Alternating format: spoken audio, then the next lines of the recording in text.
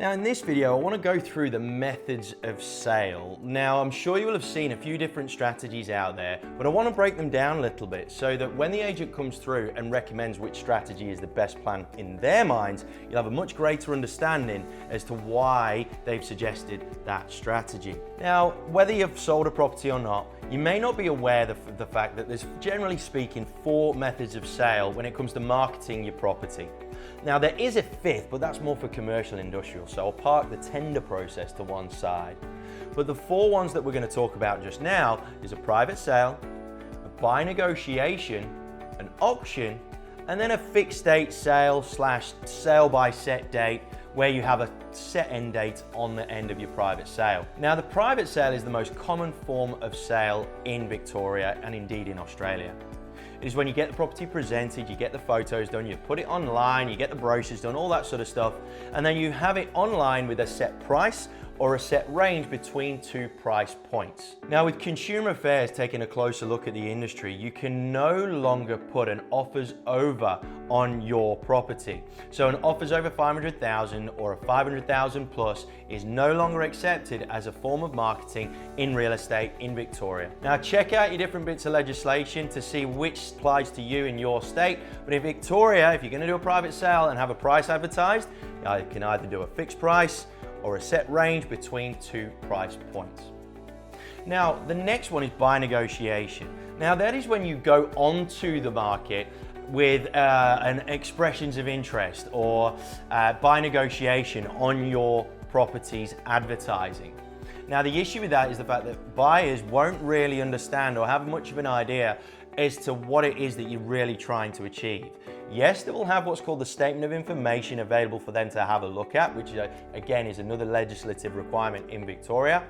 But generally speaking, the buying population generally take a look at the price, the pictures, and then make a decision from there. Nor does the buy negotiation process have any sort of time frame as to when buyers need to be making an action on your property.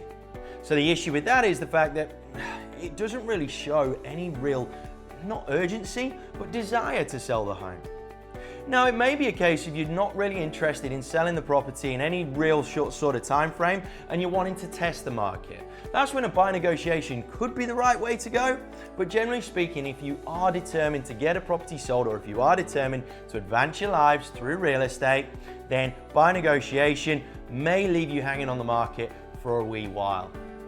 Now, the next one is an auction.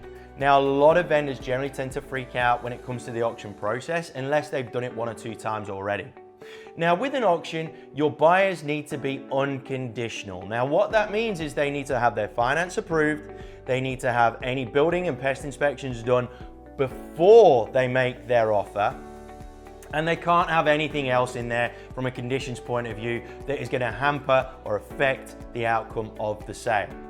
So basically, it's a cash offer with a deposit that is payable on auction day and no cooling off period at all. So that 3-day cooling off period that you would have in a private sale offer is not applicable on auction day.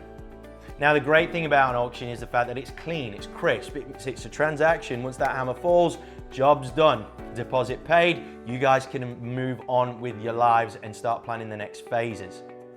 Obviously, the apprehension behind an auction is that a lot of people seem to think that it's a bit of an edge of a cliff scenario, and it's not the case. But I'll go through the benefits of an auction in another video.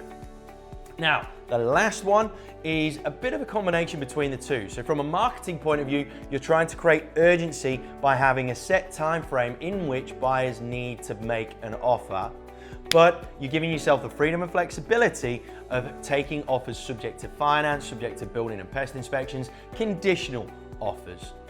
Now, from a marketing perspective, that can be a really clever way to go because of the fact that you are giving buyers a degree of urgency with respect to when you want to have the outcome achieved by. Obviously, from their point of view though, if you have tried to overprice it or if you're getting no action at all, that could be a bit of a concern if you're getting towards that deadline. So you've got to be a little bit more dynamic with regards to your pricing. Be absolutely aware that you may need to chop and change your price to try and get that action through your property, but it most definitely can create urgency from a marketing perspective. So there are your 4 methods of sale, guys. Private sale, buy negotiation, auction, or that fixed date sale / sell by set date, which is a combination of marketing that goes with an auction, but all of the legal ramifications that come with a private sale. Any questions? Give your agent a call.